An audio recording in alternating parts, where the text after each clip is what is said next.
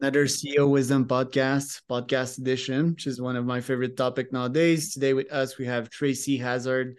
She is CEO and co-founder at podetize.com. We're going to talk obviously about podcasting. Me and Tracy were having a fun convo about Adobe via Canva. She's like super interesting. I can tell you that off the bat. Tracy, welcome to the pod. Tell us a bit more about yourself and your companies. Thank you. Well, I love podcasting. I have been doing it for over a decade. I start a new podcast every year so I can see how hard it is for my clients to start a new one. And there's lots of complexities. And my job is to be out there and tell serious podcasters who want to take business podcasting seriously, how to really make it work. And how do you do what that? to use. And we do that through a combination of SaaS and services. So software and services, and lots of coaching, lots of advice, and lots of trial and error, right? Because if it doesn't work, if it worked yesterday, but it doesn't work today, then it's no good. Who do you work for, generally speaking? The CMO, the CEO itself, smaller businesses? So we have a lot of entrepreneurs and solopreneurs, a lot of those, but we do also work for large corporations, nonprofits, hospitals, banks, like you name it, we do it. But we are predominantly focused on someone who's using podcast for business purposes. So they're marketing their goods, their services, their brand in some way, shape, or form. We don't do entertainment shows.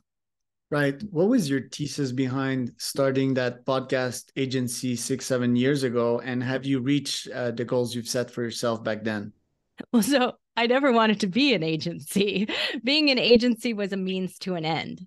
So I didn't want to get a bunch of outside investment. I saw a bunch of companies who were going after VC funding in the podcasting world. And I thought, you're going to lose control. They're focused on the wrong things in podcasting. We're going to make a lot more money. We could be $1 billion valuation if we move into a different direction of part of the market they don't even see.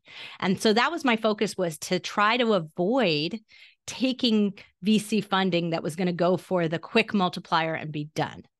And so that's what we did. So we said, instead, we'll do this agency model for a while we develop our software and we get it to where we want it to go. And then we'll sort of bring down the agency and bring up the software sales. And so we're just at that tipping point right now. We just shifted over and it's been fabulous. And I thank my 1,000+ clients for funding my business by prepaying for services. Gotta love Bootstrap. The percentage of agencies at 80% and 20% SaaS nowadays? That's about what it is right now, but by the end of next year, by the end of 2024, it will be the reverse. It'll be 80% SaaS and 20% agency. That's pretty ambitious. We're talking about hundreds of thousands of dollars going in the SaaS division, right? Well, but it's already spent. The SaaS division's already built. Like everything already works there. It's just a matter of marketing now for us. Tell us about the SaaS, like what feature do you offer and so forth?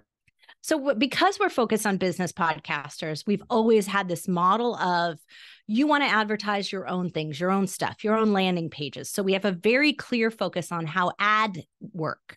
So we don't do outside advertising. We partner with ad agencies, but that's a different model. Our whole ad mixing system is built for you to drop an ad in and take it out. We also build multiple feeds. Like you have your wisdom podcast, and sometimes you want to talk about VCs, and sometimes you want to talk about CEOs. What if you could playlist all of those, separate them, put them on their own landing pages, create players for them, do all of that within one without having multiple accounts or multiple shows, which is really hard to sustain. So we're built for what we call multi-feeds.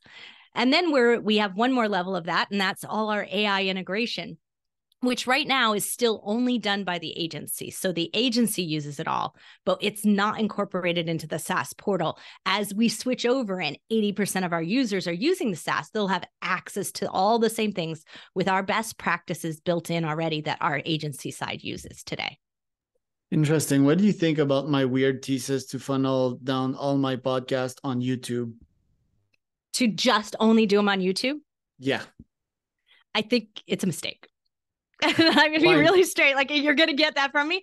Don't get me wrong. I think YouTube is a completely underutilized system, but so is podcasts. And to not have them in both places is a miss. Right.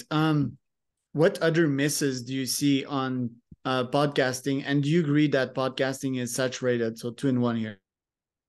So number one thing is you don't actually have your podcast registered as a YouTube podcast, which you need to do. Don't forget, super easy out there for all of you who have YouTube video shows that are podcasts. You should mark them that way. So that's the first thing. But I think that the big deal about the way that everything's working in the marketplace today is that we confusing our marketing with our content side of things. That when we mix the two together and we don't look at them as I'm going to say intertwined, but not a substitute for the other. We can't have one or the other. We have to have them both, and they need to work in conjunction. Right. And what about podcasts being saturated? I'm hearing that quite a lot nowadays. I don't think it's true. What do you think about it? It's not true. It's a bunch of hype out there, somebody saying and selling something, but it's not true. There's about 2.8 million podcast shows out there. There's only about 400,000 that are actively posting every single week.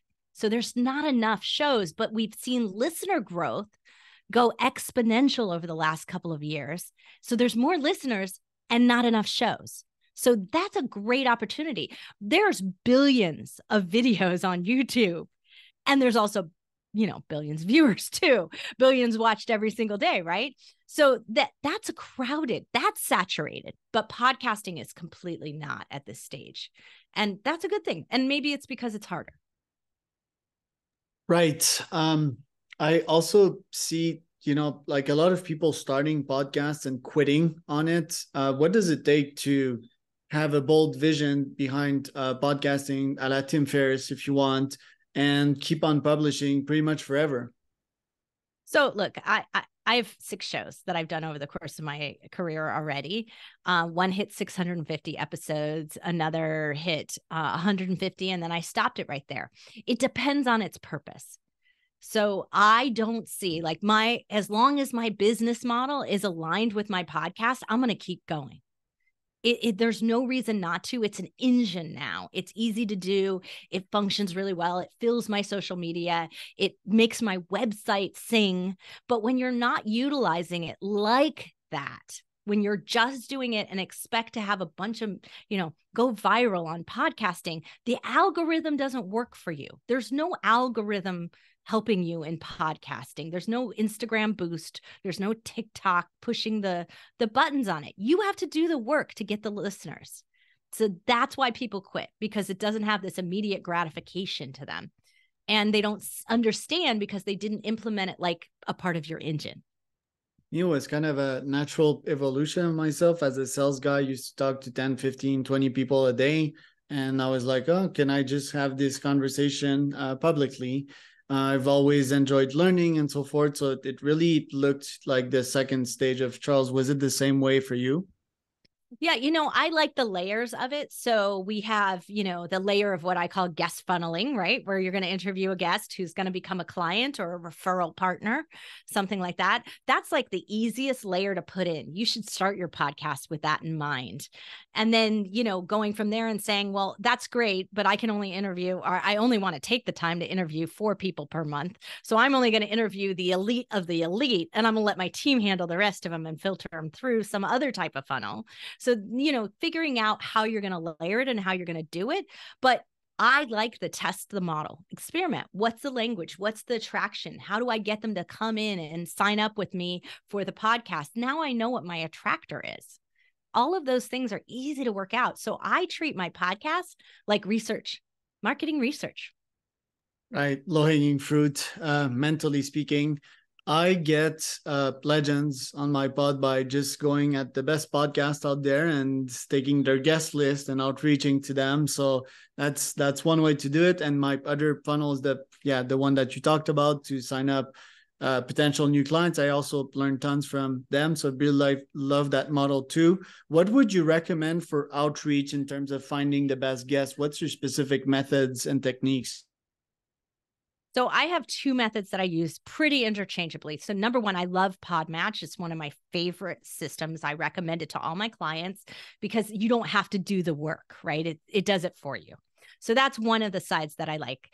The other way is, though, I want to be at the edge of what's going on and what's really interesting and what's going to get talked about. I don't want to be a follower. So I don't want to go troll somebody else's podcast that I probably think is inferior to mine anyway. Like, I mean, let's be honest. I like my podcast. I think it's good, or I wouldn't keep doing it. So what I usually do is go for the events. So I'll go and I'll troll an event and I'll invite all of the people I see coming up in an event in the future and invite them on my show before the event happens. Now my show is playing before that event has aired their recordings. It's a great way so if somebody's at the event and then they go, hey, I want to, go find Tim Ferriss. Where is he? His latest information was being on my show, right? Right. And that's really great. Keeping it really current like that and making sure you're airing in conjunction with some event that's going on, you're going to be more valuable that way and you're going to get more listeners. Because I've seen these LinkedIn events, right? You can get the list of those quite easily. Yep. What events are you talking about? Because usually they don't give you access to the lists. Well, they do in the sales side. So if you're talking about a big virtual event, anything that sells tickets usually has their guests or their speakers out there for you because they want to know who's going to sell the tickets, right? At the end of the day. So that's what I'm always looking for. Which one's doing a great job of publicizing it is going to be somebody who's going to get a lot of butts and seats who are going to want to hear more from those speakers. And here's the one thing I know about speakers. Speakers are too lazy to be consistent about podcasting. They don't mind coming on somebody else's show, but they're not going to host their own regularly. It's too much work. Huh.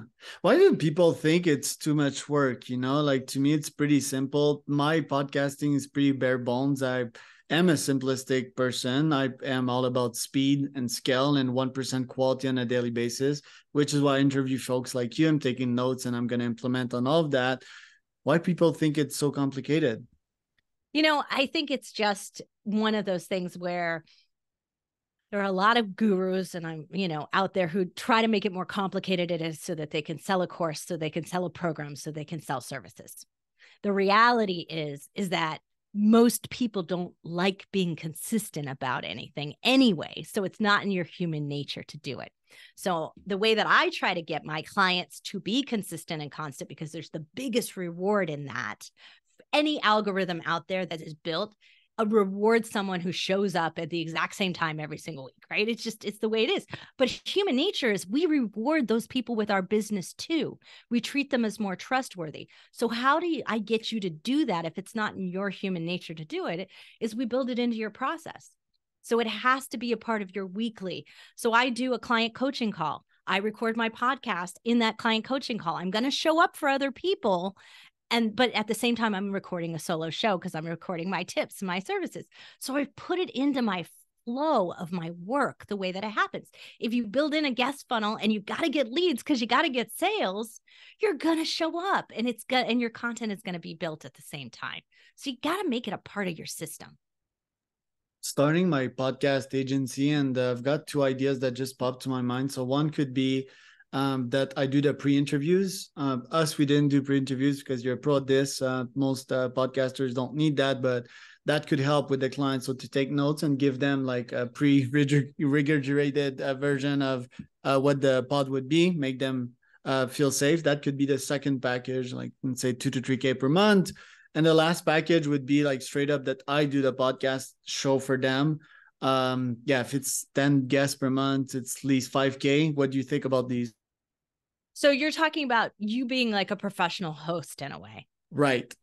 Yes. Look, there are a lot of people who don't want to do it.